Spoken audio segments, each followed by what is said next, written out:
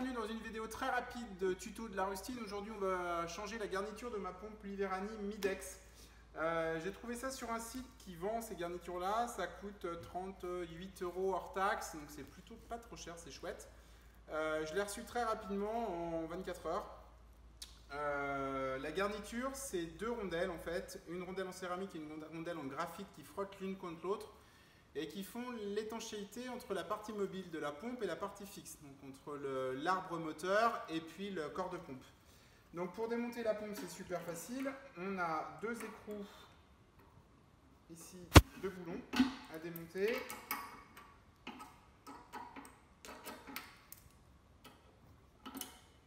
Okay.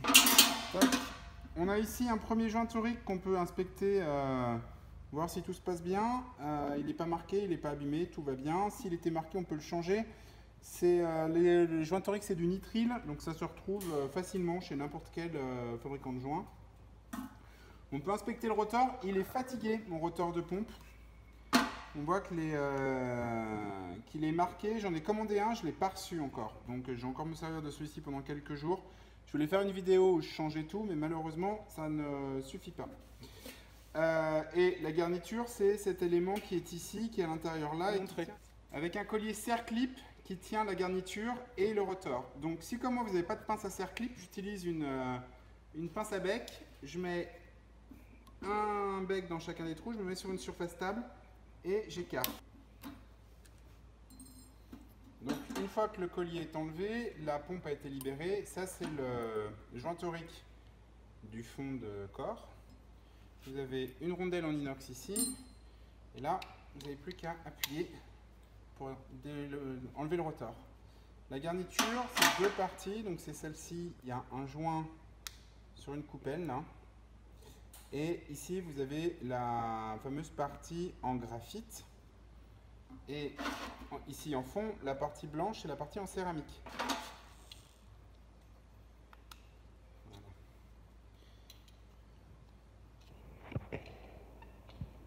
Alors là, je fais ça parce qu'elle est foutue. Hein. Vous amusez pas à travailler une garniture, là je l'ai cassée, une garniture neuve avec un tournevis. Jamais, jamais. Toc. Voilà. Une magnifique bague en céramique avec un joint dessus. Toc. Donc je vais laver les parties en inox histoire que ce soit dégraissé, etc. La garniture, on met rien dessus. Ni graisse, ni WD-40, ni quoi que ce soit. Si vous voulez mettre quelque chose pour faciliter la lubrification de la garniture, vous crachez dedans. Véridique. Vous amusez pas à mettre de la graisse alimentaire, etc. Vous allez flinguer votre garniture, ça ne marchera pas. Voilà. C'est tout beau, tout propre. Donc, on ouvre le petit sachet. Le petit sachet. On évite de faire tomber, ça casse. Tac. Donc, la nouvelle garniture, le joint n'est pas tout à fait foutu pareil. C'est un joint un peu différent qui va se mettre là. Normalement, ça rentre. Ça doit rentrer.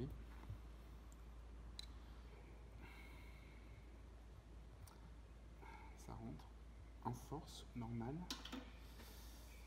Sachant qu'il y a une gorge en plus. Voilà. Putain. Je suis tout à fait bien pour travailler la partie en graphite. Alors, pour tester une garniture, vous frottez la partie en carbone sur la partie en graphite, pardon, sur la partie en céramique et vous devez avoir l'impression que c'est aimanté. Vraiment une sensation rigolote. J'ai donc monté la première partie en céramique dans le fond de la gorge du truc. Je mets la partie en graphite dessus. Je reprends mon rotor cassé, mais bon, imaginez que c'est un neuf.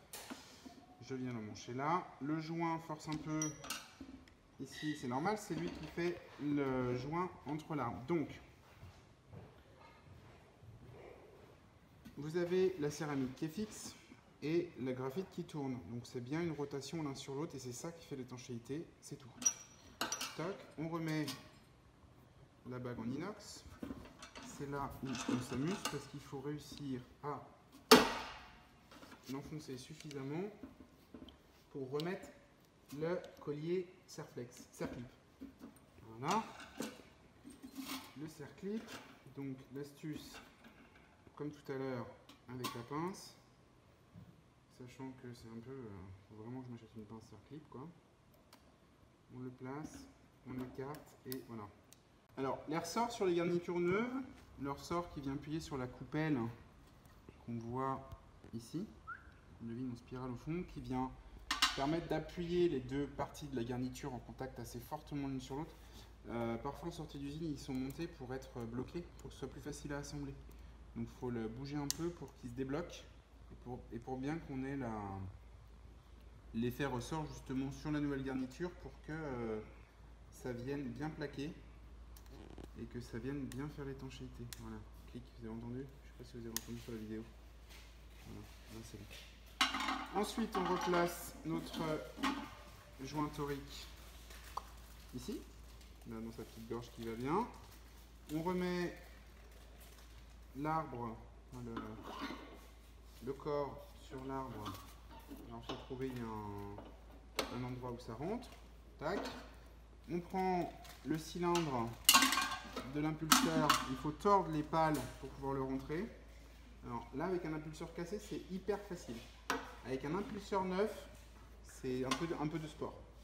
Et replacer le nouveau, le capot, replacer le boulon. On resserre.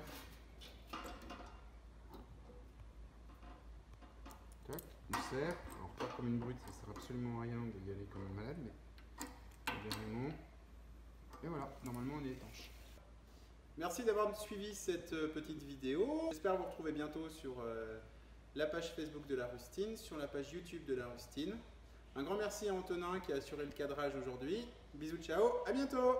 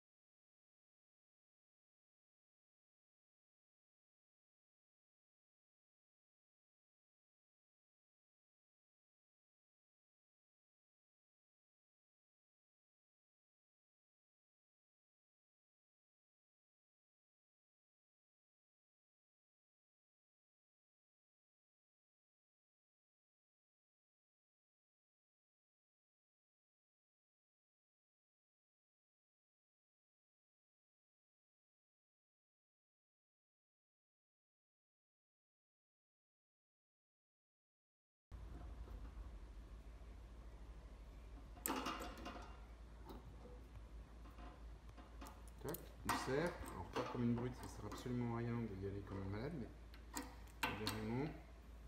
Et voilà, normalement on est étanche. Merci d'avoir suivi cette petite vidéo. J'espère vous retrouver bientôt sur la page Facebook de La Rustine, sur la page YouTube de La Rustine. Un grand merci à Antonin qui a assuré le cadrage aujourd'hui. Bisous, ciao, à bientôt!